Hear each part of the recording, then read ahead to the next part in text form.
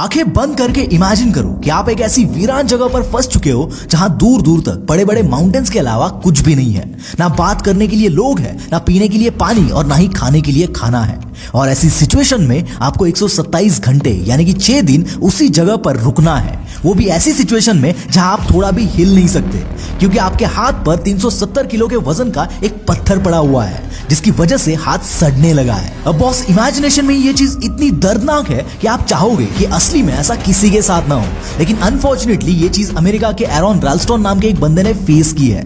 ये बंदा एक घाटी में फंस चुका था जहां उसका हाथ 370 केजी के एक पत्थर के नीचे फंस चुका था, और बावजूद इसके ये बंदा वहां से बचकर निकला सिर्फ अपने विल पावर के दम पे। लेकिन कैसे?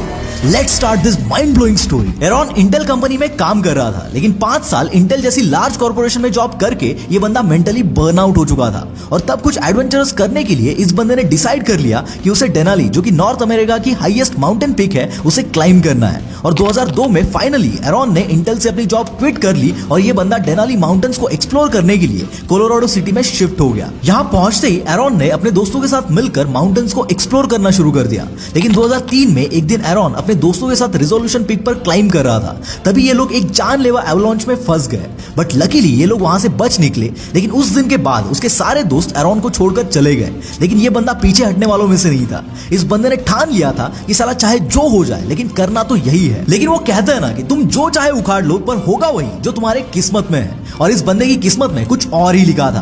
बात है 25 अप्रैल 2003 की रात की, जब इस बंदे ने डिसाइड किया कि अगली सुबह ये बंदा अकेला ही उताह की ब्लू जॉन कैनन को एक्सप्लोर करने जाएगा। अब बॉस, आपकी इन्फॉर्मेशन के लिए बता दूं कि इस ब्लू जॉन कैनन के बारे में उस वक्त किसी को भी पता नहीं था। लेकिन ब्लू जॉन कैनन में इस बंदे के साथ जो रोंगटे खड़े कर देने वाला इंसिडेंट हुआ था, उसके बाद ब्लू जॉन कैनन के चर्चे दुनिया भर में फैलने लगे थे। प्लान के अकॉर्डिंग 26 अप्रैल 2003 को सुबह 9 बजे ये बंदा अपनी बाइक लेकर ब्लू जॉन कैनन की तरफ निकल पड़ा।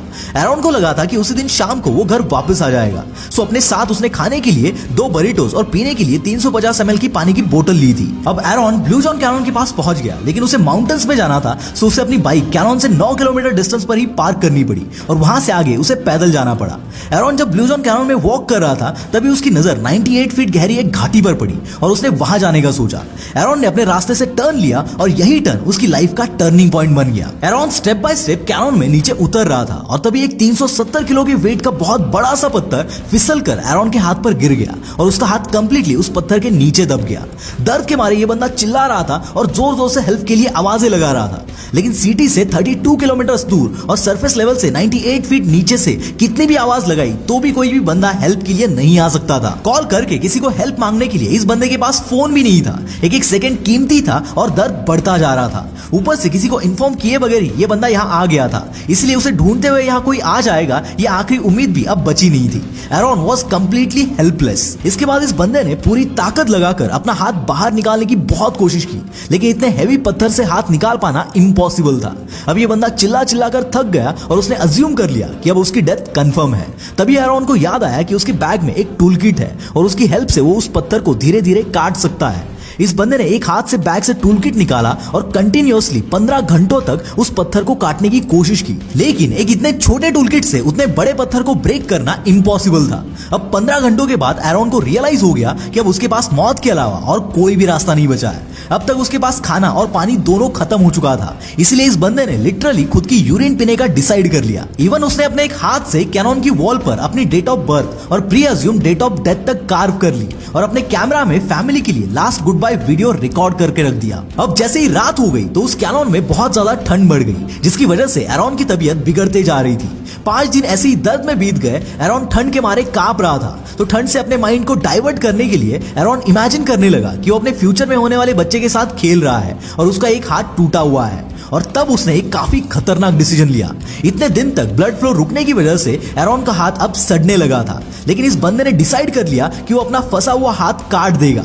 इस बंदे ने जेब से नाइफ निकाला और हाथ को काटना शुरू कर दिया, लेकिन वो नाइफ रस्टेड होने की वजह से उसकी हड्डी को काट नहीं पा रहा था। तो इसने सोचा कि पूरा जोर लगाकर ये हाथ की हड्डी को तोड़ देगा। और आप मानोगे नहीं, इस बंदे ने सच में ऐसा किया।